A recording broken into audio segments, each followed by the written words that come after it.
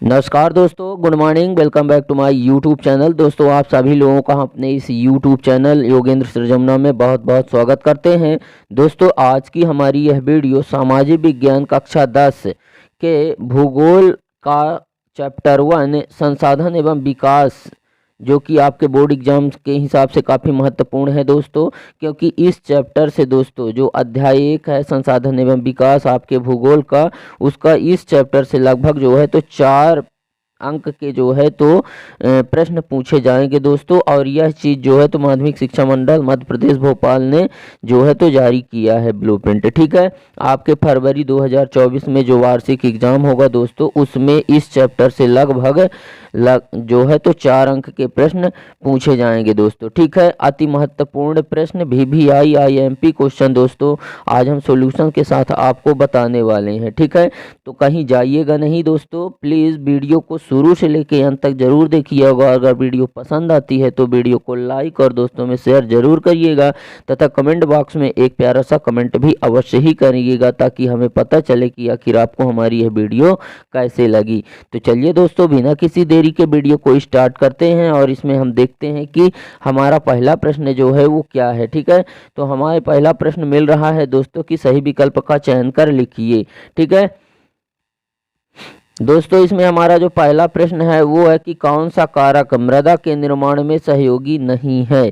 ठीक है, हमारे ऑप्शन है कि वायु और जल। हमारा बा नंबर ऑप्शन है कि सड़ी गली पेड़ पौधे तथा जीव जंतु। ठीक है, और सा नंबर ऑप्शन है कि सेल और तापमान। और दा नंबर ऑप्शन है कि पानी का इकट्ठा होना। ठीक है, तो इसमें से कौन सा ऑप्शन सही हो जाएगा दोस्तों? तो इसका जो है तो दा नंबर ऑप्शन सही हो जाएगा, यानी कि पानी का इकट्ठा होना।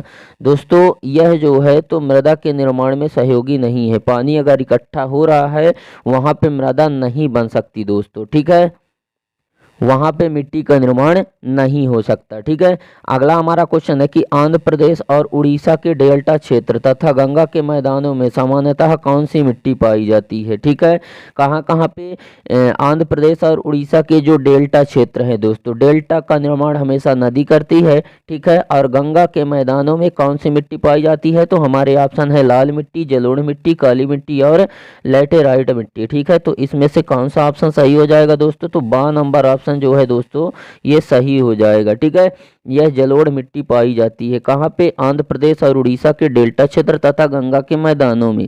ठीक है, कौन सी मिट्टी पाई जाएगी दोस्तों? जलोढ़ मिट्टी पाई जाती है। ठीक है, अगला हमारा क्वेश्चन है कि मानव सर्वाधिक उपयोग करता है। ठीक है, तो इसमें से किसका सर्फ से ज़्यादा उपयोग करता है मानव? ठीक है, कौन से जल का? ऑप्शन है भौम जल, और है दूसरा है महासागरीय जल, तीसरा है पृष्ठीय जल, चौथा है जो है तो वायुमंडलीय जल।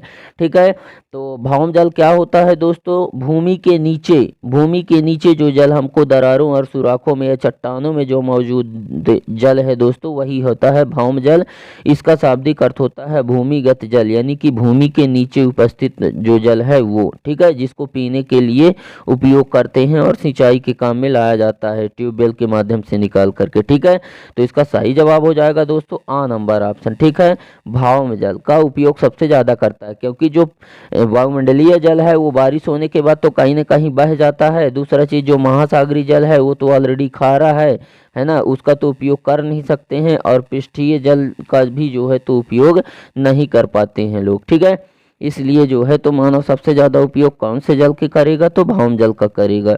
अगला हमारा क्वेश्चन है कि घना पक्षी विहार स्थित है कहाँ पे है? इसमें ऑप्शन है केरल है, राजस्थान है, पश्चिम बंगाल और मध्य प्रदेश। ठीक है, तो कहाँ पे है ये घना पक्षी विहार? तो दोस्तों इसका जो है तो बा नंबर ऑप्शन सही हो जाएगा। कहाँ पे है? राजस्थान में है घना पक्षी विहार। ठीक है, कहाँ पे है? राजस्थान में। अगला क्वेश्चन है कि पश्चिमी घाट मध्य प्रदेश के किस प्रकार की मिट्टी पाई जाती है? जो पश्चिमी घाट है वह मध्य प्रदेश में, पश्चिमी घाट मध्य प्रदेश में किस प्रकार की जो है तो मिट्टी पाई जाती है? हमारे ऑप्शन है कि जलोढ़ मिट्टी, काली मिट्टी, लैटराइट मिट्टी और लाल मिट्टी। ठीक है, तो इसमें कौन सा ऑप्शन सही होगा दोस्तों? तो बा नंबर जो ऑप्शन है दोस्तों वो सही हो जाएगा। पश्चिमी घाट प्रदेश में काली मिट्टी पाई जाती है। ठीक है, अगला क्वेश्चन देखते हैं दोस्तों हमारा क्वेश्चन नंबर जो 6 है वो है कि किसी पौधे या पेड़ की अनुपस्थिति में मृदा की कौन सी परत पतली होती है। अगर पेड़ पौधे नहीं लगे हैं उस मिट्टी में तो कौन सी परत जो है तो पतली हो जाती है। ठीक है, हमारे ऑप्शन है कि ऊपरी परत, अपमृदा, और जो है तो तीसरा है आधारी सेल, और चौथा है अपक्षायित सेल। ठीक है, तो इसका कौन सा ऑप्शन सही हो जाएगा दोस्तों, तो आ नंबर ऑप्शन इसका सही हो जाएगा। ठीक है, ऊपरी मृदा। ठीक है, क्योंकि ऊपरी मृदा पे ही तो सारे पेड़ पौधे लगे होते हैं। ठीक है, तो अगर पेड़ पौधे नहीं होंगे तो ऊपरी ही मृदा जो है तो न पतली होगी, और बारिश वगैरह होगी तो उसका क्षरण अपर्दन जल्दी होगा, क्योंकि वहाँ पे पेड़ है नहीं।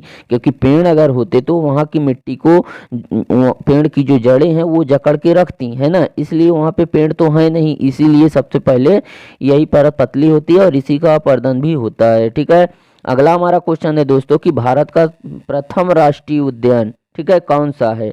ठीक है, भारत का जो प्रथम राष्ट्रीय उद्यान है वो कौन सा है। ठीक है, ऑप्शन है कॉर्बेट राष्ट्रीय उद्यान, गिरि राष्ट्रीय उद्यान, कंचनजंगा राष्ट्रीय उद्यान और माधव राष्ट्रीय उद्यान। ठीक है, तो इसमें जो है तो आ नंबर ऑप्शन इसका सही हो जाएगा दोस्तों। ठीक है, कॉर्बेट राष्ट्रीय उद्यान यह भारत का प्रथम राष्ट्रीय उद्यान था दोस्तों। ठीक है, अगला देखते हैं दोस्तों। हमारा अगला क्वेश्चन है कि मृदा संरक्षण के लिए समोच्च रेखा बांध बनाने की विधि का प्रयोग किस क्षेत्र में जो है तो उपयोग में लाई जाती है। ठीक है, किस क्षेत्र में इसका उपयोग लाया जाता है समोच्च रेखा बांध बनाने की विधि। ठीक है, तो इसमें ऑप्शन है कि डेल्टा प्रदेश, पठारी प्रदेश, पहाड़ी प्रदेश और मैदानी प्रदेश। ठीक है, तो इसका कौन सा ऑप्शन सही हो जाएगा दोस्तों, तो इसमें जो है तो सा नंबर ऑप्शन यानी कि पहाड़ी प्रदेश में। ठीक है, समोच्च रेखा बांध बनाने की विधि पहाड़ी प्रदेश में उपयोग में लाई जाती है। ठीक है, अगला क्वेश्चन है कि वन संसाधन की प्रमुख समस्या है। ठीक है, क्या क्या है, तो इसमें ऑप्शन है मछली पालन, ठीक है, दूसरा है रेगिस्तान का विस्तार, चौथा है वनों में लगने वाली आग, और जो है तो तीसरा है वनों में लगने वाली आग, और चौथा है आदिवासी गतिविधियां। ठीक है, तो इसमें से कौन सा ऑप्शन सही हो जाएगा दोस्तों, तो इसका जो है तो सा नंबर ऑप्शन। ठीक है, वनों में लगने वाली आग। ठीक है, यह वन संसाधन की प्रमुख समस्या है।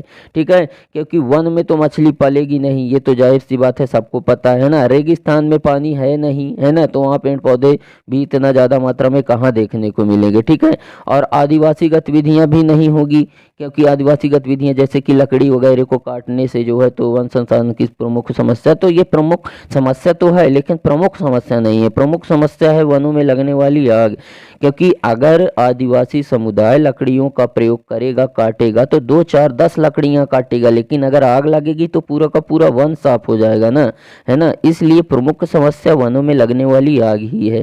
ठीक है, अगला है दोस्तों कि नीली क्रांति का संबंध किससे है। ठीक है, हमारा ऑप्शन है कि फलोत्पादन, दूसरा है भेड़ पालन, तीसरा है मछली उत्पादन, और जो हमारा चौथा है वो है दुग्ध उत्पादन। ठीक है, तो नीली क्रांति का संबंध है दोस्तों, सा नंबर ऑप्शन इसका सही हो जाएगा, मछली उत्पादन से है। ठीक है, नीली क्रांति का संबंध किससे है, मछली उत्पादन से है। ठीक है, अगला क्वेश्चन देखते हैं दोस्तों, कत्था बनता है। ठीक है, हमारा अगला क्वेश्चन है कि कत्था बनता है किससे बनता है। हमारा ऑप्शन है बबूल से, खजूर से, खैर से, चंदन से। ठीक है, तो किससे बनता है दोस्तों कत्था, तो इसका सा नंबर ऑप्शन सही हो जाता है दोस्तों, खैर से बनता है कत्था। ठीक है, अगला हमारा क्वेश्चन है कि भारत में पेड़ पौधों की प्रजातियां पाई जाती हैं। ठीक है, कितनी प्रजाति पाई जाती हैं, 44,000, 64,000, 56,000 और 47,000। तो कितनी पाई जाती हैं दोस्तों, तो इसका हमारा द नंबर ऑप्शन सही हो रहा है। भारत में जो पेड़ पौधे हैं वो कितनी प्रजातियां हैं, उसकी 47,000 प्रजातियां हैं दोस्तों। ठीक है, जाति तो अलग चीज है, प्रजाति का मतलब होता है दोस्तों नस्ल। ठीक है, उसी ही प्रकार का, जैसे बिल्ली तो काली, भूरी, नीली, पीली सभी प्रकार की बिल्ली होती है ना, लेकिन वहां पे जो है तो वही है प्रजाति। ठीक है, वो जो हर कलर की बिल्लियां आपको देखने को मिलती हैं वही है प्रजाति, और बिल्ली अगर बोल दें तो वह है एक जाति, है ना। तो इस तरह से भारत में पेड़ पौधों की जो प्रजातियां हैं वो 47,000 है। ठीक है, और अगला हमारा क्वेश्चन है कि नंदा देवी जीव आरक्षित क्षेत्र की स्थापना हुई थी, कब हुई थी। इसमें पहला ऑप्शन है कि 1986, दूसरा है 1988 और तीसरा 1990 और जो है तो चौथा है 1987। ठीक है, तो कब हुई थी नंदा देवी जीव आरक्षित क्षेत्र की स्थापना। ठीक है, तो इसका सही जवाब हो जाएगा दोस्तों 12 नंबर ऑप्शन। ठीक है, 1988 में। ठीक है, 1988 में नंदा देवी जीव आरक्षित क्षेत्र की स्थापना हुई थी। दोस्तों आरक्षित क्षेत्र का मतलब होता है जिसे गवर्नमेंट सरकार ने आरक्षित रखा हो, ठीक है, कि मतलब इतने क्षेत्र पर जो है तो इस प्रकार के जीव रहेंगे या इतने क्षेत्र पर इस प्रकार के वन रहेंगे, वही होता है आरक्षित क्षेत्र। उसमें किसी का भी कोई जो है तो हक या अधिकार नहीं होता है और ना ही कोई वहां जा सकता है और ना ही कोई वहां के जीवों का शिकार कर सकता है। वहां पे प्रतिबंधित है, गवर्नमेंट सरकार ने उसको आरक्षित रखा है, ठीक है। अगला क्वेश्चन देखते हैं दोस्तों। हमारा लास्ट और जो है तो आखिरी जो हमारा सही विकल्प है दोस्तों इस चैप्टर का संसाधन एवं विकास से, ठीक है, वो है शंकुधारी वन समुद्र तल से कितनी ऊंचाई पर पाए जाते हैं। दोस्तों शंकुधारी वन किस प्रकार से होते हैं, आपको एक चीज बता दें कि इस प्रकार से शंकुधारी वन होते हैं दोस्तों। ये शंकुधारी वन है, ये ज़्यादातर आपको जो है तो बहुत ऊंचाई पर देखने को मिलेंगे, मतलब ऐसी जगह पर जहाँ पे बर्फबारी ज़्यादा होती हो, ठीक है, मतलब ठंडे वाले मौसम में इस तरह के पेड़ देखने को मिलेंगे। और वो ऐसे इसलिए होते हैं दोस्तों ताकि बर्फ़ वगैरह अगर इसमें पड़े तो ये सीधे फिसल करके इधर उधर से नीचे आ जाए, ठीक है। लेकिन अगर हमारे इधर एरिया के अगर पेड़ पौधों आम और जैसे महुआ वगैरह का पेड़ अगर इनको हम अगर देखें वहाँ पे जो है तो ऊंचाई पर, यानी कि जहाँ पे बर्फबारी वाला जो स्थान है वहाँ पे अगर ये पेड़ पौधे होंगे तो बर्फ पड़ने से जैसे ही उसमें बर्फ लदेगी तो फट जाएंगे, ठीक है, उनका नुकसान हो जाएगा, सूख जाएंगे, ठीक है। इसीलिए वहाँ पे शंकुधारी वन पाए जाते हैं। तो जो शंकुधारी वन है वो कितनी ऊंचाई पर पाए जाते हैं दोस्तों, तो इसमें हमें 4 ऑप्शन है। 1000 से 2000 मीटर, 1600 से 3000 मीटर, 1500 से 25000 मीटर और 3300 से 3600 मीटर, ठीक है। तो इसका कौन सा वाला ऑप्शन सही होगा दोस्तों, तो इसका ब नंबर ऑप्शन सही हो जाएगा। कम से कम शंकुधारी वनों के लिए, ठीक है, कितना ऊंचाई चाहिए, 1600 से 3300 मीटर, ठीक है। अगर जो है तो 1600 से 3300 मीटर की ऊंचाई नहीं है तो वहाँ पे शंकुधारी वन नहीं जो है तो उग सकते हैं, ठीक है, उनका वहाँ पे जो है तो जीवन संभव नहीं है, क्योंकि वो हमेशा जो है तो ठंडे वाले ही स्थानों पर रहना पसंद करते हैं। और जब ऊंचाई पर जाएंगे तभी तो ठंड बढ़ेगी, ठीक है, वहाँ इसीलिए वहाँ जो है तो बर्फीले क्षेत्र में ज़्यादा पाए जाते हैं, ठीक है। अगला हमारा जो क्वेश्चन है दोस्तों, अगला हमारा इस अध्याय का दूसरा महत्वपूर्ण क्वेश्चन है दोस्तों रिक्त स्थानों की पूर्ति। दोस्तों आज हम जितने इसमें सही विकल्प आपको बताए हैं, है ना, और इसमें हमने जो भी आपको रिक्त स्थान बताएंगे, जो क्वेश्चन बताएंगे, अगर आप इन चीज़ों को बस अगर आप रट लिए ना, आपका 4 नंबर कहीं नहीं जाएगा दोस्तों। आपको 4 नंबर 110% इस चैप्टर से मिलने वाला है दोस्तों आज, ठीक है। इस वीडियो को आप बढ़िया तरीके से शुरू से लेके अंत तक जरूर देखिए जरूरगा, है ना, स्किप नहीं करिएगा, फिर देखिएगा आपके इसमें से 4 नंबर क्लियर होंगे आपके बोर्ड एग्जाम में, ठीक है। हमारा जो इसमें पहला क्वेश्चन है दोस्तों रिक्त स्थान का, वो है कि संयुक्त वन प्रबंध व्यवस्था में, ठीक है, खाली स्थान का महत्वपूर्ण स्थान है, ठीक है, किसका स्थान है, तो दोस्तों इसमें जो है तो वन सुरक्षा समितियों का, ठीक है, किसका, वन सुरक्षा समितियों का स्थान है दोस्तों, वन सुरक्षा समितियों का, ठीक है, वन सुरक्षा समितियों का महत्वपूर्ण स्थान है, ठीक है। अगला हमारा क्वेश्चन है कि सामाजिक वानिकी योजना को से वित्तीय सहायता प्राप्त हो रही है, ठीक है, किससे हो रही है दोस्तों, तो विश्व बैंक से हो रही है। किससे हो रही है, विश्व बैंक, विश्व बैंक से, ठीक है। विश्व बैंक इनको जो है तो सहायता दे रहा है, मतलब पैसा प्रदान कर रहा है, जिससे जो है तो सामाजिक वानिकी योजना जो है तो सुचारू रूप से चल सके, है ना, और लागू जो है तो हो सके, ठीक है। दोस्तों सामाजिक वानिकी योजना क्या होती है, यह एक ऐसी योजना है दोस्तों जिसमें भारी मात्रा में समाज के व्यक्तियों के द्वारा रेल लाइनों के किनारे, रेलवे लाइनों के किनारे, है ना, और सड़कों के किनारे, नहरों के किनारे ज़्यादा से ज़्यादा मात्रा में पेड़ पौधे लगाने से है, ठीक है, इस योजना का संबंध। अगला देखते हैं दोस्तों, हमारा अगला खाली स्थान है कि वन अग्नि नियंत्रण परियोजना के सहयोग से संचालित है। किसके सहयोग से संचालित है दोस्तों, तो यूएनडीपी के सहयोग से। किसके,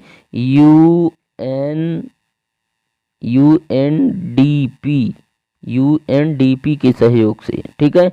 यूएनडीपी के सहयोग से जो है तो क्या है दोस्तों, संचालित है, यूएनडीपी, ठीक है, यूएनडीपी के सहयोग से संचालित है, ठीक है। अगला हमारा क्वेश्चन है कि वन्य जीवों की सुरक्षा एवं संरक्षण हेतु, ठीक है, वन्य जीवों की सुरक्षा एवं संरक्षण हेतु जो है तो एवं की स्थापना की गई है। किसकी स्थापना की गई है? तो इधर हो जाएगा राष्ट्रीय पार्क, यहाँ पे हो जाएगा राष्ट्रीय पार्क और यहाँ पे हो जाएगा अभ्यारण्य, ठीक है, अभ्यारण्य।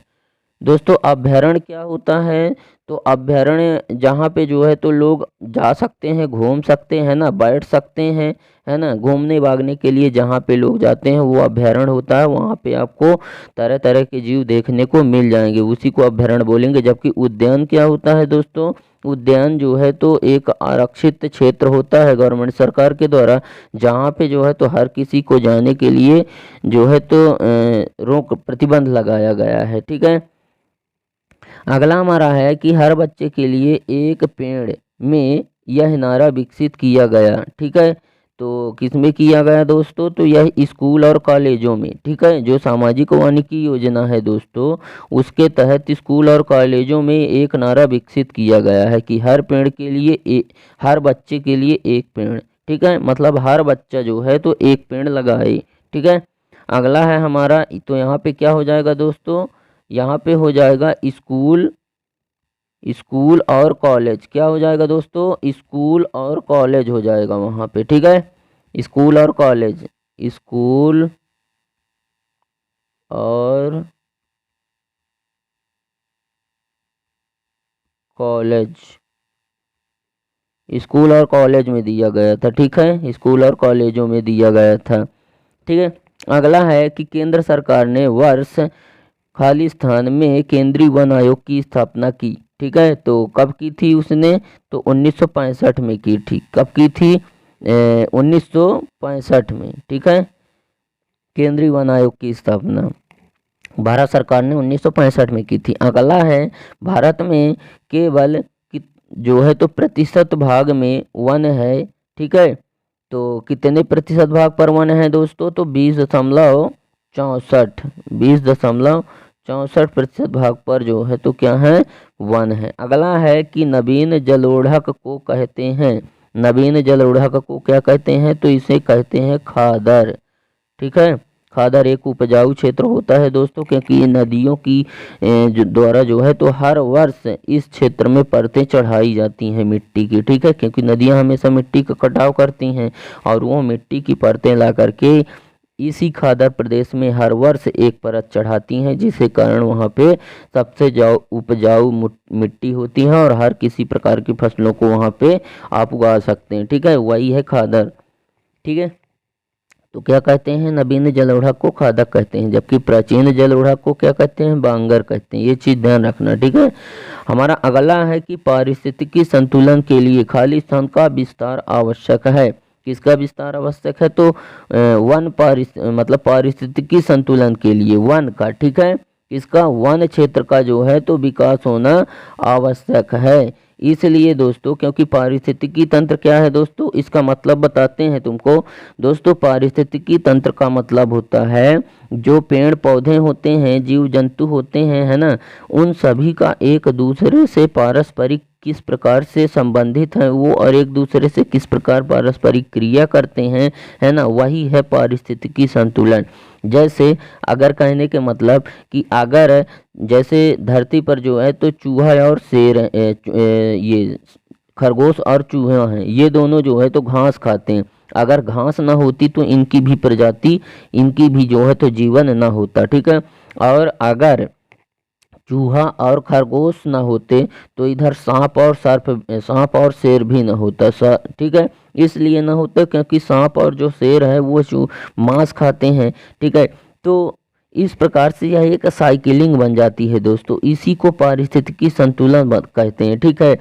और जब शेर और सर्प मरेंगे ना तो बाज का जीवन संभव होगा, ठीक है। अगर ये नहीं मरेंगे तो बाज भी नहीं होगा, ठीक है। और जब बाज मरेगा तो वो मर कर धरती पर आएगा और वह जो है तो जो विभिन्न प्रकार की जो घास पाई जाती है ना उसके लिए खाद का काम करता है दोस्तों, ठीक है। यही होता है पारिस्थितिकी संतुलन। तो इसको बनाए रखने के लिए जो है तो वन क्षेत्र का विस्तार होना आवश्यक है, क्योंकि वनों में जो है तो विभिन्न प्रकार के जो है तो जीव जंतु पशु पक्षी यहाँ तक कि मानव भी कहीं ना कहीं ग्राम्य वन जो कहते हैं उसमें मानव भी कहीं ना कहीं निवास करता है। ठीक है, और एक दूसरे से अपनी आवश्यकताओं की पूर्ति करते हैं। ठीक है, इसलिए जो है तो वनों का विस्तार इसमें हो जाएगा खालिस्तान में। ठीक है, अगला है कि मिट्टी में उर्वरता की कमी को क्या कहते हैं। ठीक है, मिट्टी में अगर उर्वरता की कमी हो गई तो उसको जो है तो क्या कहते हैं, तो उसको मृदा अपरदन बोलेंगे दोस्तों। ठीक है, मृदा अपरदन इसलिए बोलेंगे दोस्तों क्योंकि जो उपजाऊ है मिट्टी वो तो बह के चली गई है ना, इसलिए। ठीक है, अपरदन का मतलब होता है परिवहन, जब वह उपजाऊ मिट्टी एक स्थान से दूसरे स्थान काट करके बह गई या तो जल के माध्यम से या हवा के माध्यम से, तो क्या होता है कि मिट्टी में जो उर्वरता शक्ति है वह कम हो जाती है। ठीक है, अगला देखते हैं दोस्तों हमारा अगला है सही जोड़ी मिलाइए। ठीक है, इसमें से जो कार्बेट है दोस्तों है ना, वो कहाँ हो जाएगा, तो कार्बेट का हो जाएगा दोस्तों उत्तराखंड। ठीक है, कार्बेट का क्या हो जाएगा दोस्तों, उत्तराखंड हो जाएगा। और दच्चिगामा का क्या हो जाएगा दोस्तों, तो गा नंबर हो जाएगा दोस्तों। ठीक है, गा नंबर यानी कि जम्मू कश्मीर हो जाएगा। और मानस का क्या हो जाएगा दोस्तों, तो मानस का हो जाएगा असम। ठीक है, मानस का क्या हो जाएगा, असम हो जाएगा। ठीक है, और आगे देखते हैं अगला है दोस्तों के पेरियर। पेरियर का क्या हो जाएगा दोस्तों, चौथा का जो है तो केरल हो जाएगा। ठीक है, केरल हो जाएगा, यानी कि जो है तो पेरियर का जो है तो क्या हो जाएगा दोस्तों, यानी कि जो ये चौथा नंबर है पेरियर, पेरियर का क्या हो जाएगा दोस्तों, ये हो जाएगा। ठीक है, ये हो जाएगा पेरियर। वन अग्नि नियंत्रण चंद्रपुर। ठीक है, ये इस तरीके से। ठीक है, अगला भी देखते हैं दोस्तों को केवलाव जो है वो किससे रिलेटेड है दोस्तों, केवलादेव जो है तो इससे रिलेटेड है दोस्तों, राजस्थान से। ठीक है, इससे रिलेटेड है, राजस्थान से रिलेटेड है केवलादेव। और चाय का क्या हो जाएगा दोस्तों, चाय का हो जाएगा असम हो जाएगा दोस्तों, दूसरा नंबर। ठीक है, और कपास का क्या हो जाएगा दोस्तों, कपास का हो जाएगा महाराष्ट्र। ठीक है, और वन अग्नि क्या हो जाएगा दोस्तों, तो वन अग्नि हो जाएगा जो है तो चंद्रपुर। ठीक है, यानी चौथा नंबर। और नीली क्रांति का संबंध मछली से है ना, अभी मैंने बता के आया है। ठीक है, अगला हमारा क्वेश्चन है दोस्तों कि सत्य असत्य बताइए। ठीक है, सत्य असत्य बताना है। इसमें पहला है कि वे सभी पदार्थ जो मानव की मूलभूत आवश्यकताओं की पूर्ति करने में सहायक होते हैं वो क्या कहलाते हैं। ठीक है, संसाधन कहलाते हैं कि नहीं कहलाते हैं। ठीक है, तो ये जो है तो सही हो जाएगा। ठीक है, अगला देखते हैं प्राकृतिक संसाधनों को संसाधन बनाने का कार्य प्राकृतिक द्वारा किया जाता है, नहीं, उसको संसाधन बनाने का जो कार्य है, संसाधन का मतलब होता है कि उपयोगी और मूल्यवान वस्तु, तो उपयोगी और मूल्यवान वस्तु कोई प्राकृतिक संसाधन कैसे बना सकता है, उपयोगी और मूल्यवान, उसको मानव ही बनाएगा। इसीलिए मानव भी एक संसाधन है, क्योंकि वह हर एक वस्तु को उपयोगी और मूल्यवान बना देता है। ठीक है, इसलिए जो है तो यह रॉन्ग हो जाएगा, प्राकृतिक द्वारा किया जाता है, नहीं, प्राकृतिक द्वारा नहीं किया जाता, मानव के द्वारा किया जाता है, उसको मानव के द्वारा संसाधन बनाया जाता है। जैसे मान लेते हैं, कहने का मतलब कि प्राकृतिक संसाधन पेड़ पौधे ही हो गए है ना, तो उसको उपयोग में कौन लाता है, मानव न लाता है। ठीक है, अगला है कि अब पृथ्वी के केवल 25% भाग पर ही वन पाए जाते हैं। ठीक है, तो क्या ये बात सही है, नहीं, 25% नहीं है, है ना, 22 दशमलव और कुछ है। ठीक है, 22.4%। ठीक है, और भारत में वन संपदा देश की भौगोलिक क्षेत्रफल का 20.64% है। हाँ, ये वाला सही है दोस्तों। ठीक है, वन संपदा जो है वो देश की भौगोलिक क्षेत्रफल का 20.64% है। मतलब जो है तो जितना भी अपने इधर जो है तो भूमि का क्षेत्र है, उस भूमि में लगभग 20.64% भाग पर 100% भूमि के 20.64% भाग पर जो है तो वन है भारत में। ठीक है, अगला क्वेश्चन है कि भारतीय वन सर्वेक्षण संगठन की स्थापना 1971 में की गई थी। ठीक है, तो यह भी सही है, की गई थी। ठीक है, अगला है कि असम को टाइगर राज्य के रूप में जाना जाता है। ठीक है, तो क्या उसको जाना जाता है? हाँ जाना जाता है। ठीक है, असम को टाइगर राज्य के रूप में ही जो है तो जाना जाता है। ठीक है, अगला क्वेश्चन है कि सन 1965 में के.एम. मुंशी ने वन महोत्सव प्रारंभ किया था। ठीक है, तो इसका जो है तो ये क्या हो जाएगा दोस्तों, तो यह भी जो है तो असत्य है। ठीक है, इसमें जो है तो के.एम. मुंशी ने वन महोत्सव की शुरुआत नहीं की थी दोस्तों। ठीक है, अगला देखते हैं हम दोस्तों। अगला है कि भारतीय वन सर्वेक्षण संगठन की स्थापना 1971 में की गई थी। हाँ 1971 में की गई थी, ये सही हो जाएगा। एंथ्रासाइट एक सर्वोत्तम कोयला है, यह भी सही हो जाएगा। एंथ्रासाइट एक कोयला है दोस्तों जो कि उच्च कोटि का कोयला है, सबसे अच्छा कोयला है एंथ्रासाइट। ठीक है, हीरे की खुदाई सर्वप्रथम भारत में जो है तो हुई थी, ये सही चीज़ है ना। हीरे की जो खुदाई है और सर्वप्रथम भारत में हुई थी, वो भी मध्य प्रदेश राज्य के पन्ना जिले में। ठीक है, अगला है कि काजीरंगा राष्ट्रीय उद्यान असम में सिंह जैसे दुर्लभ प्रजाति का संरक्षण स्थल है। ठीक है, तो ये गलत है। ठीक है, ये जो है तो काजीरंगा राष्ट्रीय उद्यान जो है तो दुर्लभ प्रजाति का संरक्षण स्थल नहीं है। ठीक है, उसलिए मिट्टी में नमी कम रहती है। ठीक है, तो इसमें क्या हो जाएगा दोस्तों, सही है। ठीक है, इसमें जो नमी है वह कम रहती है। ठीक है, मतलब उतनी ज़्यादा भी कम नहीं रहती है। अगर आप उस मिट्टी को हाथ में लेके ऐसे मुट्ठी बांधेंगे तो वो बंध जाएगी मिट्टी में दोस्तों। ठीक है, तो मरुस्थलीय मिट्टी में नमी कम होती है। ठीक है, अगला है कि ह्यूमस मृदा को उपजाऊ बनाते हैं। ठीक है, ये सही है। ह्यूमस जो होते हैं मतलब कचुए जो होते हैं वो मृदा को उपजाऊ बना देते हैं। ठीक है, अगला है कि सोना यूरेनियम सर्व सुलभ संसाधन है। नहीं, यूरेनियम सोना तो है लेकिन यूरेनियम जो है वो सर्व सुलभ संसाधन नहीं है। अगला है कि जल का सर्वाधिक उपयोग सिंचाई के लिए किया जाता है।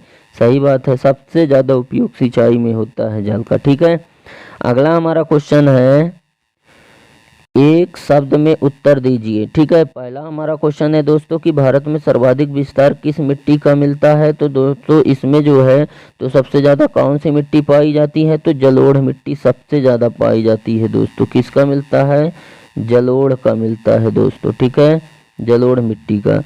अगला क्वेश्चन है कि नवीन जलोढ़क का स्थानीय नाम बताइए। ठीक है, तो नवीन जलोढ़क कौन है दोस्तों, तो खादर। ठीक है, इसका क्या हो जाएगा दोस्तों, खादर मिट्टी हो जाएगा। ठीक है, क्योंकि वह नवीन जलोढ़ से बनी है। नवीन जलोढ़ इसलिए क्योंकि जो नदियों के द्वारा जो है तो हर वर्ष इसमें मिट्टी की परत चढ़ा दी जाती है दोस्तों, इसलिए नवीन जलोढ़क कहते हैं। और बांगल को प्राचीन जलोढ़क कहते हैं क्योंकि उसमें बाढ़ की स्थिति में केवल नदियों का जल वहाँ पे पहुँच पाता है और कुछ थोड़ा बहुत मिट्टी भी पहुँच जाती है ना जल के साथ। अगला हमारा क्वेश्चन है कि रायगढ़ या कपास वाली मिट्टी को क्या कहते हैं। ठीक है, तो क्या कहते हैं उसको जो है तो काली मिट्टी कहते हैं। क्या कहते हैं, काली मिट्टी कहते हैं, काली मिट्टी। अगला है कि लकड़ी या गोबर ठीक है देश के कुल शक्ति संसाधनों का कितने प्रतिशत है। ठीक है, तो कितने प्रतिशत है दोस्तों, तो 34.6% है। ठीक है, जो लकड़ी या गोबर जो है देश के कुल शक्ति संसाधनों का कितने प्रतिशत है, 34.6%। अगला है कि नवीन वन नीति कब घोषित की गई थी।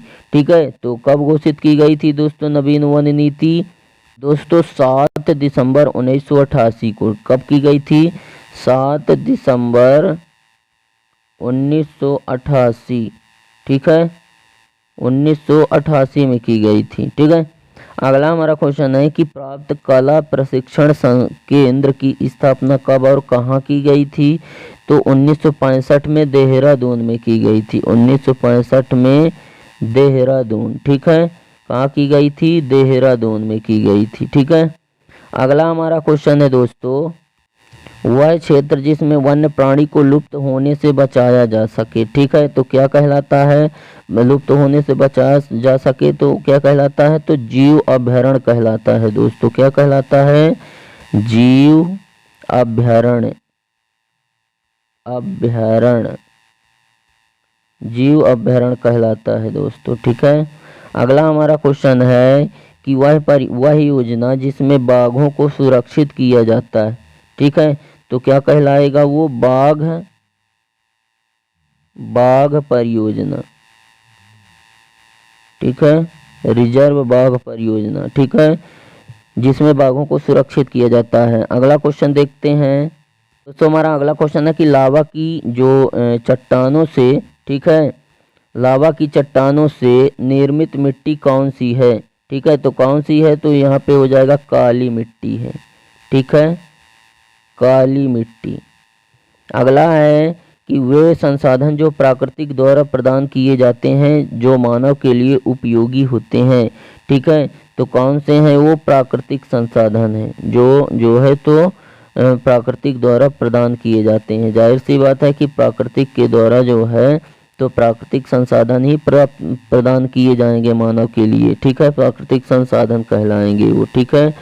अगला है कि नदियों के निक्षेपण से कौन सी मिट्टी बनती है, ठीक है, तो कौन सी बनती है, तो जलोढ़ बनती है, ठीक है, जलोढ़ मिट्टी बनती है। अगला है दोस्तों कि प्राचीन जलोढ़क का स्थानीय नाम क्या है, तो प्राचीन जलोढ़क का स्थानीय नाम दोस्तों बांगर है, ठीक है, बांगर मिट्टी। अगला है कि कौन सी मिट्टी कपास की फसल के लिए उपयोगी होती है, तो कौन सी होती है, तो वह काली मिट्टी होती है, ठीक है, जो कपास के लिए उपयोगी होती है, ठीक है। अगला क्वेश्चन है कि मानव सर्वाधिक किस जल का उपयोग करता है, ठीक है, तो पृष्ठीय जल का प्रयोग करता है। कौन से जल का, पृष्ठीय जल का, ठीक है। अगला जो है तो उष्णकटिबंधीय क्षेत्र में भारी निक्षालन क्रिया से कौन सी मिट्टी बनती है, ठीक है, तो कौन सी बनती है, तो हो जाएगा लैटेराइट मिट्टी, ठीक है, लैटेराइट, लैटेराइट मिट्टी बनता है, ठीक है, भारी निक्षालन क्रिया से। अगला देखते हैं दोस्तों, हमारा 16 नंबर जो एक शब्द का उत्तर है वो है कि डेल्टाई भागों में सामान्यतया कौन सी मिट्टी पाई जाती है, ठीक है, तो कौन सी पाई जाती है, तो जलोढ़ पाई जाती है, जलोढ़ मिट्टी, ठीक है, कौन सी मिट्टी पाई जाती है, जलोढ़ मिट्टी पाई जाती है। अगला है कि पेड़ पौधों और जीव जंतुओं के सड़ने गलने से जो है अवशेष को क्या कहते हैं, जो पेड़ पौधे और जीव जंतुओं के जो अवशेष सड़ गल जाते हैं उसको ही जो है तो ह्यूमस बोलते हैं दोस्तों। क्या बोलते हैं, ह्यूमस बोलते हैं उसको, ह्यूमस, ठीक है। अगला हमारा क्वेश्चन है दोस्तों लघु उत्तरीय क्वेश्चन और अति लघु उत्तरीय और दीर्घ उत्तरीय क्वेश्चन देखेंगे दोस्तों, जो कि आपके बोर्ड एग्जाम के हिसाब से काफ़ी महत्वपूर्ण है दोस्तों। यकीन मानो इस वीडियो में हम जो क्वेश्चन बताएंगे दोस्तों इस चैप्टर के, वो क्वेश्चन आपके बोर्ड एग्जाम में 100% कोई ना कोई फंसेगा ही फंसेगा दोस्तों, ठीक है। तो हमारा पहला क्वेश्चन है कि दोस्तों जो है तो मृदा संरक्षण से आप क्या समझते हैं, ठीक है, हमारा पहला क्वेश्चन है कि मृदा संरक्षण से आप क्या समझते हैं, ठीक है। तो इसका सॉल्यूशन है दोस्तों कि मृदा के अपरदन व विनाश को रोकना ही क्या है, मृदा संरक्षण है, ठीक है। मृदा संरक्षण से आप क्या समझते हैं, तो मृदा के अपरदन व विनाश को रोकना ही क्या कहलाता है दोस्तों, मृदा संरक्षण कहलाता है, ठीक है। अब अपरदन का मतलब क्या होता है दोस्तों, तो मिट्टी को काट कर एक स्थान से हवा के माध्यम से या जल के माध्यम से, जल के बहाव के कारण एक स्थान से दूसरे स्थान तक वह मृदा चली जाए, ठीक है, तो वही होता है मृदा अपरदन, ठीक है। तो उसको रोकना ही क्या है, मृदा संरक्षण है। अगला है कि भारत में पाई जाने वाली मिट्टियों के नाम लिखना है, ठीक है, तो कौन कौन सी मिट्टी पाई जाती है, तो पहला है जलोढ़ मिट्टी, काली मिट्टी, लैटराइट मिट्टी, मरुस्थलीय मिट्टी एवं पर्वतीय मिट्टी, जो कि भारत में प्रमुख रूप से पाई जाती हैं, ठीक है। अगला क्वेश्चन देखते हैं दोस्तों, हमारा अगला क्वेश्चन नंबर 8 है जो दोस्तों वही कि भौम जल क्या है। भौम जल, भौम का मतलब होता है दोस्तों भूमिगत जल, यानी कि भूमि के नीचे जो दरारों और सुराखों में जो उपस्थित है दोस्तों, वह जल वर्षा होने के बाद दरारों और सुराखों से जा करके पृथ्वी के नीचे चला जाता है, और वह जो है तो दरारों में या जो है तो चट्टानों में मौजूद जो जल होता है दोस्तों, उसी को भौम जल बोलते हैं या उसी को भूमिगत जल बोलते हैं, ठीक है। जिसको जो है तो ट्यूबवेल यानी कि जो पंप, जो मोटर डाल करके अपन लोग नीचे से ऊपर निकालते हैं और फिर उसको सिंचाई करने के काम में लाते हैं या पीने के लिए जो यूज करते हैं दोस्तों, जैसे हैंड पंप वगैरह में भी जो है तो क्या है कि हैंड पंप से जो पानी निकलता है वह भी जो है तो भूमिगत जल ही वाला पानी है दोस्तों, ठीक है, ठीक है। और वह जल जो है ना तो वर्षा के बाद ही प्राप्त होता है। अगर बारिश नहीं होगी तो वो जल हमको प्राप्त नहीं होगा। ठीक है, तो उस जल का उपयोग है कि उसका हम पीने के लिए उपयोग करते हैं, सिंचाई के लिए, और बड़ी बड़ी उद्योग और कंपनियों में वही जल उपयोग किया जाता है। ठीक है, अगला हमारा क्वेश्चन है कि मृदा अपरदन से क्या तात्पर्य है। तो मृदा का कट कर जब बहते हुए जल अथवा वायु के द्वारा, ठीक है, उसका परिवहन हो दोस्तों, ठीक है, उसे ही मृदा अपरदन कहते हैं। अगला देखते हैं, अगला इंपॉर्टेंट क्वेश्चन है दोस्तों, बांगर क्या है। ठीक है, तो बांगर का मतलब होता है दोस्तों इस जो है तो बंजर। क्या होता है? बंजर होता है। बांगर का मतलब जो है तो बंजर होता है। ठीक है, तो क्या है दोस्तों, तो प्राचीन जलोढ़ मिट्टी को बांगर कहते हैं। इसमें कंकड़ बहुत होते हैं और यह कम उपजाऊ होती है। ठीक है दोस्तों, क्या होता है कि नदी, अगर आप शब्द सुने होंगे तो नदी का जो जन्म है दोस्तों वो पहाड़ों से होता है, और नदियों को जो ढाल है दोस्तों, जो गति है वो ढाल के कारण मिलती है। और ढाल कहाँ मिलेगी? तो पर्वतों पर। तो नदियाँ का जन्म जो है तो हमेशा पर्वतों से होता है, और जैसे ही वह मैदान में पहुँचती हैं तो मैदान हमेशा समतल होता है। ठीक है, तो मैदान पे पहुंचती हैं तो उसकी गति धीमी पड़ जाती है। जब धीमी पड़ जाती है तो अपने साथ जो भारी चीज़ जो लेके आती है, बहुत बड़े बड़े पत्थर के जो टुकड़े लेके आएगी, है ना, पेड़ पौधे जो काट के लेके आएगी नदी, वो वहीं पे छोड़ देगी दोस्तों, क्योंकि जल की गति धीमी होने के कारण वह उसको बहा नहीं सकती है। ठीक है, तो वहीं पे छोड़ देगी।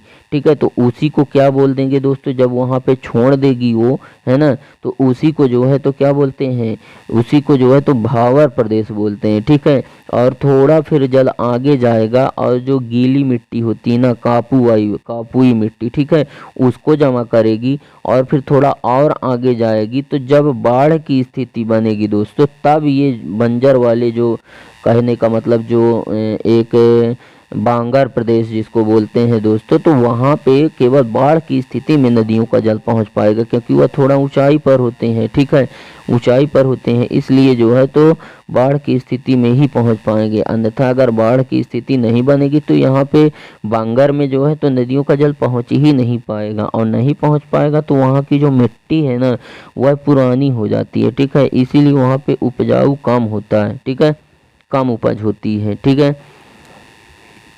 इस प्रदेश पर नदियों का जल हर वर्ष नहीं पहुंच पाता है, केवल बाढ़ की स्थिति में पहुंच पाता है, इसीलिए जल की कमी के कारण इसे बांगर कहते हैं। ठीक है, अगला हमारा क्वेश्चन है दोस्तों, क्वेश्चन नंबर 11, भौम जल के स्रोत क्या है दोस्तों। ठीक है, मतलब क्या होता है दोस्तों, स्रोत का मतलब अगर हम जाने दोस्तों तो स्रोत का मतलब होता है साधन। ठीक है, मतलब जो है तो भौम जल यानी भूमिगत जल, भूमिगत जल हम पाएं उसका साधन क्या है दोस्तों, कहाँ कहाँ हमें वो मिल सकता है। ठीक है, तो भूमिगत जल यानी कि कुओं में मिलेगा दोस्तों, कुओं में भी देखो भूमि के नीचे ही है वो जल।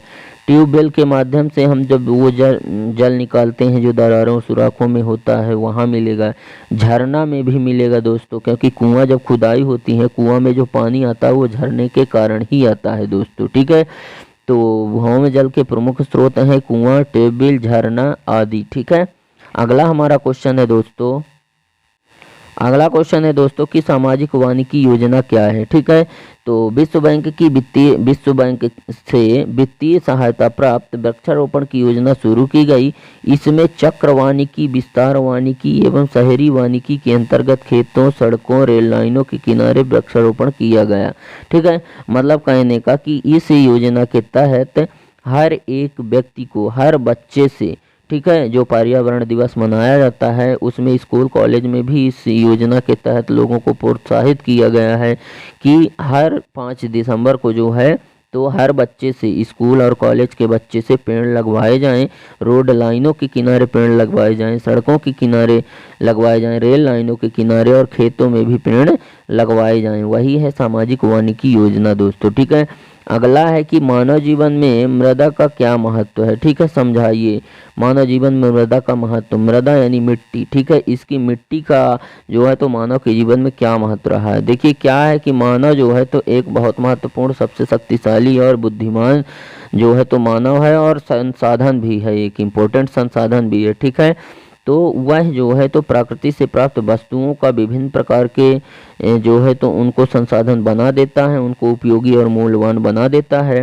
ठीक है। तो वह मिट्टी को भी जो है तो काफ़ी उपयोगी और मूल्यवान बना दिया है मानव ने, क्योंकि तरह तरह के कारखाने, उद्योग, व्यापार, मकान, रोड, सड़कें, है ना, और जो है तो रेल लाइनों का विकास मृदा पर ही हुआ है। ठीक है। तो इस तरह से मानव जीवन में मृदा का बहुत महत्व रहा है, खासकर किसानों के लिए, क्योंकि कृषक जो है तो मृदा पर ही जो है, मिट्टी पर ही जो है तो कृषि कार्य करता है और फसलें उगाता है। अगर मृदा ना होगी तो मानव जीवन भी संभव नहीं होगा और किसी प्रकार का कोई विकास भी संभव नहीं होगा। इसलिए आप समझ सकते हैं कि मृदा का कितना महत्वपूर्ण योगदान है मानव जीवन में। ठीक है। मृदा का जो है तो परोक्ष और प्रत्यक्ष रूप से दोनों तरह से है। प्रत्यक्ष का मतलब है आमने सामने जो हम दिखे, हमें दिखे, जैसे हम कृषि करते हैं तो केवल मृदा का महत्व है, इसलिए मृदा में हम केवल कृषि कर रहे हैं। लेकिन वहीं पे पशुपालन को देखें तो इसको आप सोच सकते हैं कि ये मृदा में नहीं करते हैं, लेकिन फिर भी मृदा में ही है कहीं ना कहीं ये भी। ठीक है। तो इस तरह से मानव जीवन में मृदा का महत्व रहा है। अगला देखते हैं दोस्तों, पट्टी कृषि क्या है। ठीक है। तो जब एक बड़े खेत में पट्टियों में, एक बड़ा खेत है कोई, उसको पट्टियों में बांट दिया जाता है तथा फसलों के बीच में घास की पट्टियां उगाती हैं। यह पवनों द्वारा जनित बल को कमजोर करती हैं। इस तरीके को पट्टी कृषि कहते हैं। ठीक है। चादर अपर्दन क्या होता है दोस्तों क्या होता है कि जब मृदा का कटाव होता है उसका अपर्दन होता है, यानी कि परिवहन होता है, और वो जा करके जिस जगह पर जो है तो वह जम जाती है ना, उसी को निक्षेपण या चादर अपर्दन कहते हैं दोस्तों। जैसे नदियां जो है तो मिट्टी कहीं की काट कर लाती हैं और फिर खादर प्रदेश में ले जाकर एक परत चढ़ा देती हैं मिट्टी की। ठीक है। उसी को चादर अपर्दन बोलेंगे। ठीक है। अगला हमारा क्वेश्चन है, मृदा निम्नीकरण से क्या तात्पर्य है। दोस्तों मृदा का निम्नीकरण मतलब जब जो है तो कृषक उस मिट्टी पर एक ही वर्ष में 3 से 4 फसलें उगाएगा, है ना, एक से अधिक फसलें उगाएगा, कहने का मतलब तो उस मृदा की जो उपज शक्ति होती है वो कम हो जाती है। ठीक है। और धीरे धीरे वह मृदा जो है तो बंजर होने लगती है, उसी को मृदा का निम्नीकरण कहते हैं। ठीक है। मतलब यहाँ पे जो है तो मिट्टी की उपजाऊ शक्ति कम हो जाती है, तो ऐसी मिट्टी में कृषि कार्य करना कठिन हो जाता है, उसी को ही जो है तो मृदा निम्नीकरण कहते हैं। अगला क्वेश्चन देखते हैं दोस्तों, उत्पत्ति के आधार पर संसाधन के प्रकार लिखना है। ठीक है। तो उत्पत्ति के आधार पर संसाधन कितने प्रकार के होते हैं, तो 2 होते हैं, एक होता है जैविक और एक होता है अजैविक। ठीक है। जैविक संसाधन वह संसाधन जिसमें जान होती है ना, जैसे कि हरे भरे पेड़ पौधे, मानव, जीव जंतु, जंगली जीव जंतु, ठीक है, वन्य जीव जो हैं वो सब जो है तो जैविक संसाधन है। जबकि अजैविक संसाधन की अगर बात करें जिसमें जान नहीं होती है, ठीक है, वह अजैविक होते हैं। ठीक है। जैसे कि सूखा पेड़, ठीक है, सूखा पेड़ हो गया और ताज़ी हवा, ये अजैविक है, इसमें जीव नहीं है। और मिट्टी भी जो है तो एक अजैविक संसाधन है, लेकिन फिर भी वह जो है तो हमारे काम में आती है। ठीक है। अगला हमारा क्वेश्चन है कि बांगर मिट्टी और खादर मिट्टी में अंतर बताना है। ठीक है। तो बांगर क्या होता है दोस्तों, बांगर का मतलब होता है बंजर और खादर का मतलब होता है उपजाऊ भूमि। ठीक है। तो यहाँ जो बांगर है दोस्तों इसमें बहुत ज़्यादा कंकड़ पत्थर पाए जाते हैं और यह जो है तो उपजाऊ नहीं होती है ना। और यहाँ पर वर्षा के जल होने के बावजूद भी नदियों का जल जो है तो यहाँ तक नहीं पहुँच पाता है बांगर प्रदेश तक। जबकि खादर प्रदेश की अगर बात करें तो यहाँ पे नदियाँ हमेशा जो है तो मिट्टी की एक परत जो है तो चढ़ाती रहती हैं, इसीलिए खादर प्रदेश जो है काफ़ी उपजाऊ होता है। ठीक है। अगला क्वेश्चन देखते हैं दोस्तों, इस चैप्टर से यह एक इम्पोर्टेंट क्वेश्चन है दोस्तों, एजेंडा 21 यह क्या है। ठीक है। तो दोस्तों यह जो है तो एक हस्ताक्षरित घोषणा है। क्या है, हस्ताक्षरित घोषणा है, मतलब अपने हस्ताक्षर करके उसने ऐसा घोषणा किया था कि 1992 में पर्यावरण और विकास संयुक्त राष्ट्र सम्मेलन में कि जो ब्राज़ील के रियो डी जेनियर शहर है ना, उसमें यह हस्ताक्षरित घोषणा की गई थी। और उसका उद्देश्य यह था कि विश्व का जो है तो सतत विकास करना है। ठीक है। विश्व के विकास के लिए जो है तो हस्ताक्षरित घोषणा कहाँ की गई थी, ब्राज़ील के रियो डी जेनिरो शहर में, कब, 1992 में। ठीक है। संयुक्त राष्ट्र सम्मेलन के द्वारा। ठीक है। उसी को एजेंडा 21 कहते हैं। अगला हमारा क्वेश्चन है दोस्तों कि काली मिट्टी की 2 विशेषताएं बताना है। ठीक है। तो काली मिट्टी की विशेषताएं निम्न है। पहली है कि काली मिट्टी कपास के लिए बहुत उपयोगी होती है ना, इसमें कपास अच्छे तरीके से ज़्यादा मात्रा में और अच्छी फसल में उपज ले सकते हैं। ठीक है, इस मिट्टी में केवल कपास की। ठीक है, और इस मिट्टी में अधिक समय तक नमी धारण करने की क्षमता होती है, क्योंकि काली मिट्टी है, काली के कारण उसमें दरारें आती हैं और दरारों में क्या होता है कि वर्षा का जो जल होता है वह ज़्यादा से ज़्यादा सोख लिया जाता है। ठीक है, और अगला है कि इसमें मिट्टी का निर्माण बहुत ही महीन रेतिका के पदार्थों के पोषक तत्वों में पर्याप्त मात्रा होती है। ठीक है, इसमें। ठीक है, तो इस तरह से काली मिट्टी कितनी महत्वपूर्ण है, खासकर किसके लिए, कौन सी फसल के लिए, तो कपास की फसल के लिए। ठीक है, अगला देखते हैं। अगला और इम्पोर्टेंट क्वेश्चन है दोस्तों कि संसाधन किसे कहते हैं। तो दोस्तों एक चीज़ हम बता दें कि हमारे पर्यावरण में पाई जाने वाली प्रत्येक वस्तु जो हमारी ज़रूरत को पूरा करती है संसाधन कहलाती है, लेकिन वह तकनीकी रूप से सुगम, आर्थिक रूप से उपयोगी और सांस्कृतिक रूप से मान्य हो, मतलब वह उपयोगी और मूल्यवान हो, वही संसाधन कहलाएगी। ठीक है, जैसे कहने का मतलब केले का छिलका जो है तो वह संसाधन नहीं है, इसलिए क्योंकि वह उपयोगी और मूल्यवान नहीं है। लेकिन अगर वह केले से अलग नहीं किया गया है उसका छिलका, तो वह उपयोगी और मूल्यवान है, तो वह जो है तो संसाधन कहलाएगा, लेकिन उसका छिलका संसाधन नहीं कहलाएगा। ठीक है, जब तक वह उपयोगी और मूल्यवान नहीं बनेगा तब तक। ठीक है, अगला क्वेश्चन है दोस्तों, समाप्तता के आधार पर जो है तो संसाधन के प्रकार बताना है दोस्तों। ठीक है, तो यहाँ पे दो हैं, नवीकरणीय योग्य संसाधन और अनवनीकरणीय। ठीक है, तो नवीकरण को जो है तो हम जो है तो नव्यकरणीय योग्य संसाधन भी बोलेंगे, और इसको जो है तो गैर परंपरागत योग्य संसाधन भी बोलेंगे। ठीक है, तो इसके अंतर्गत जैसे सौर ऊर्जा, पवन ऊर्जा, जल ऊर्जा, जीव जंतु ऊर्जा आदि ये जो है तो नवीकरण है, इनका जितना भी हम उपयोग करें ये समाप्त नहीं होंगे। ठीक है, और अनवीकरणीय योग्य यानी कि परंपरागत संसाधन। ठीक है, परंपरागत यानी बहुत समय से चले आ रहे हैं, तो डीजल, पेट्रोल, गैस, कोयला ये काफ़ी समय से चला आ रहा है। ठीक है, और इनका हम एक बार अगर उपयोग कर लेते हैं ना तो दोबारा उपयोग नहीं कर सकते हैं, वह धुआं बनकर उड़ जाता है। ठीक है, इसलिए जो है तो यह अनवीकरणीय योग्य संसाधन है। ठीक है, अगला हमारा क्वेश्चन है कि मरुस्थलीय मृदा की कोई दो विशेषताएं बताना है। ठीक है, तो मरुस्थलीय मृदा जो होती है वो बालू की मात्रा अधिक होती है इसमें। ठीक है, और इसमें बालू के कण बालू के कारण मोटे होते हैं। ठीक है, मोटे जो है तो बालू के जो कण होते हैं वो मोटे होते हैं इस मिट्टी में। ठीक है, और दक्षिण पश्चिमी मानसून द्वारा कक्ष के रण की ओर जो है तो क्या होती है से उड़कर भारत के पश्चिमी शुष्क प्रदेशों में यह जमा होती है। ठीक है, अगला देखते हैं। अगला है दोस्तों कि इसमें खनिज नमक अधिक मात्रा में पाया जाता है। इस मिट्टी में गेहूं, गन्ना, कपास, ज्वार आदि तरह की फसलें उगाई जा सकती, मतलब केवल जो मरुस्थलीय मृदा है उसमें केवल मोटी फसलें आप उगा सकते हैं, जैसे ज्वार, बाजरा, मक्का, है ना, इस तरह की फसलें आप वहाँ पे उगा सकते हैं, क्योंकि वहाँ पे पानी की कमी होती है, नमी कम होती है मरुस्थलीय मृदा में जैसे, है ना, इसलिए। ठीक है, अगला क्वेश्चन है कि मृदा परिच्छेदिका का नामांकित चित्र बनाइए। दोस्तों ये question very very most important है ना, आपके एग्जाम के हिसाब से, इसलिए जो है तो मृदा परिच्छेदिका का जो नामांकित चित्र है दोस्तों उसको अच्छी तरीके से पढ़ लीजिएगा, बना लीजिएगा। शायद इस तरीके से होता है दोस्तों, यहाँ पे हम बना के दिखा रहे हैं, है ना, इस तरीके से जो है तो मृदा का नामांकित चित्र होता है दोस्तों। यहाँ पे घास वगैरह उगी होती है। ठीक है, यहाँ पे घास होती है। ठीक है,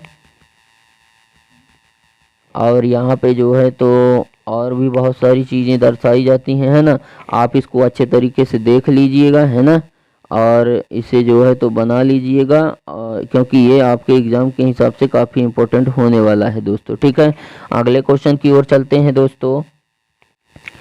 स्वामित्व के आधार पर संसाधन के प्रकार बताना है दोस्तों। ठीक है, स्वामित्व के आधार पर यानी स्वामित्व का मतलब होता है अधिकार के आधार पर संसाधन को चार भागों में बांटा गया है, जैसे कि व्यक्तिगत संसाधन, सामुदायिक संसाधन, राष्ट्रीय और अंतर्राष्ट्रीय संसाधन। ठीक है, तो व्यक्तिगत संसाधन क्या होता है दोस्तों, मतलब आपकी व्यक्तिगत संपत्ति ही आपका जो है तो व्यक्तिगत संसाधन है।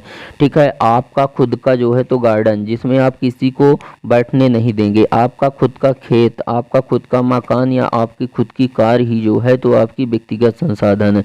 जबकि अगर अगर सामुदायिक संसाधन की बात करें तो ऐसा संसाधन जिसको सब लोग यूज कर सकते हो, जैसे जो नल वगैरह है ना, उसको गवर्नमेंट सरकार जहाँ नल करवा देती है, विद्यालय खुलवा देती है ना, वह सामुदायिक संसाधन है जिसका सब लोग उपयोग कर सकते हैं, ठीक है।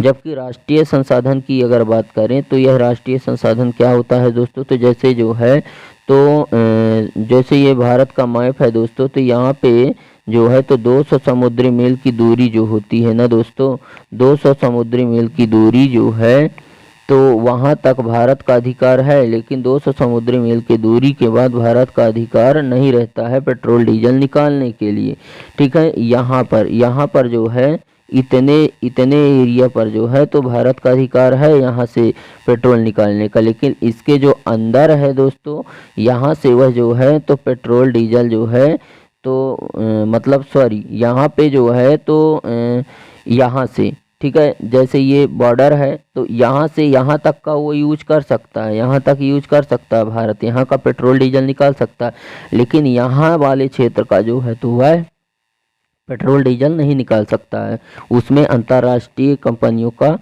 जो है तो अधिकार होता है। केवल 200 समुद्री मील की दूरी तक का पेट्रोल डीजल वह निकाल सकता है भारत, और 200 समुद्री मील की दूरी के बाद अंतर्राष्ट्रीय कंपनियों का अधिकार होता है, ठीक है, वही होता है अंतर्राष्ट्रीय संसाधन, ठीक है। अगला हमारा क्वेश्चन है कि मृदा अपरदन के कारण क्या है, ठीक है। मृदा का अपरदन हुआ है उसका कारण क्या है, तो पहला कारण है वनों का विनाश। दोस्तों आप पेड़ पौधों को जितना ज़्यादा से ज़्यादा काटेंगे है ना, इसलिए जो है तो उसका विनाश भी संभव ही है, क्योंकि पेड़ों को अगर आप काटने से बचाएंगे तो आपके जो है तो जो मृदा है उसका विनाश नहीं होगा, इसलिए क्योंकि पेड़ पौधों की जो जड़ें होती हैं वो मिट्टी को एकदम जो है तो जकड़ के पकड़े रखती हैं, जिसके कारण उसका अपरदन नहीं हो पाता। बट अगर पेड़ नहीं होगा तो मृदा का अपरदन निश्चित ही है, ठीक है। अगला है दोस्तों कि अत्यधिक पशुचारण, यह भी मृदा अपरदन का प्रमुख कारण है दोस्तों, ठीक है। पशुओं को चराने से, ठीक है, मृदा का अपरदन होता है, क्योंकि जब वह पशु अपने मुंह से घास को पकड़कर नोचता है ना दोस्तों, तो कुछ घास तो निकल आती है और कुछ घास वहीं पर निकल कर रह जाती है। ऐसे में क्या होता है कि मृदा का भी कहीं ना कहीं जो है तो कटाव होता है, मृदा भी कहीं ना कहीं निकल के आ जाती है, और फिर भीषण बारिश होने से या कि तूफान आने से वही मृदा क्या है कि जो है तो उसका परिवहन हो जाता है, उसका अपरदन हो जाता है, ठीक है। इसलिए अत्यधिक पशुचारण भी मृदा के अपरदन का प्रमुख कारण है, ठीक है। अगला देखते हैं, इसी में जो है तो है आदिवासियों द्वारा झूमिंग कृषि करना, यह भी मृदा अपरदन का कारण है। दोस्तों क्या होता है झूमिंग कृषि में कि कृषक जो है तो भूमि का कोई एक टुकड़ा चुनेगा, और वह ऐसा टुकड़ा जहाँ पे पेड़ पौधे लगे हों वो क्या करेगा, उन पेड़ पौधों को काटेगा, आग लगाएगा, साफ करेगा, और फिर वहाँ पे जो है तो कृषि करेगा, ठीक है। और एक फसल की उपज लेने के बाद वह वहाँ से जो है तो उस टुकड़े को छोड़ करके कोई और फिर दूसरा टुकड़ा चुनता है, क्योंकि उसका मानना है कि इसकी जो उपजाऊ शक्ति है वह खत्म हो चुकी है, ठीक है। तो इस तरह से वनों को काटना कृषि के लिए भी जो है तो मृदा अपरदन का कारण है, ठीक है। अगला है वायु अपरदन, ठीक है, मतलब भीषण तूफान आने से क्या है कि मिट्टी बह जाती है, उड़ जाती है, ठीक है। और भारी वर्षा होने से जो है तो मृदा क्या होती है, कट करके और जल के द्वारा जो है तो बह कर एक स्थान से दूसरे स्थान चली जाती है दोस्तों, ठीक है। अगला क्वेश्चन देखते हैं। अगला है दोस्तों कि मृदा संरक्षण के उपाय, ठीक है, निम्नलिखित है। पहला है मिट्टी की उर्वरता बनाए रखने के लिए वैज्ञानिक तरीकों को अपनाना, ताकि मृदा का जो है तो सुरक्षित रखा जा सके। दूसरी चीज, मिट्टी की उर्वरता को बनाए रखने के लिए रासायनिक उर्वरकों के साथ साथ जैविक कारकों का भी प्रयोग करना चाहिए, ठीक है। अगला है वृक्षों को लगाकर मृदा अपरदन को रोका जा सकता है, ठीक है। और नवीकरणीय ऊर्जा के स्रोत हैं दोस्तों, इसको भी देख लेते हैं दोस्तों। नवीकरणीय ऊर्जा के स्रोत मतलब ऐसे स्रोत है जिनका जो है तो हम बार बार उपयोग कर सकते हैं, जैसे कि जो है तो सौर ऊर्जा, ठीक है, पवन ऊर्जा, जल ऊर्जा, ये है नवीकरण, ठीक है। मतलब इसका हम बार बार उपयोग कर सकते हैं, फिर भी ये समाप्त नहीं होंगे।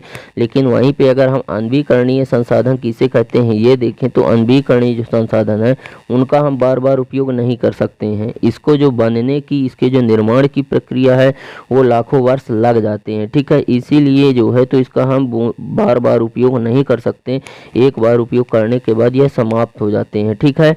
तो इस तरह से दोस्तों आज का हमारा यह टॉपिक यहीं पे समाप्त होता है और उम्मीद करते हैं कि आपको हमारा यह वीडियो पसंद आया होगा। वीडियो अगर पसंद आया है तो वीडियो को लाइक करें, दोस्तों में शेयर करें और अगर आप हमारे चैनल पर नए हैं तो हमारे चैनल को सब्सक्राइब करें एंड बेल आइकन भी प्रेस करें ताकि हमारी नई नई वीडियो की नोटिफिकेशन आपको सबसे पहले मिले। तो दोस्तों आज के लिए बस इतना ही, मिलते हैं आप सभी से नेक्स्ट वीडियो में नेक्स्ट टॉपिक के साथ। तब तक के लिए जय हिंद, वंदे मातरम।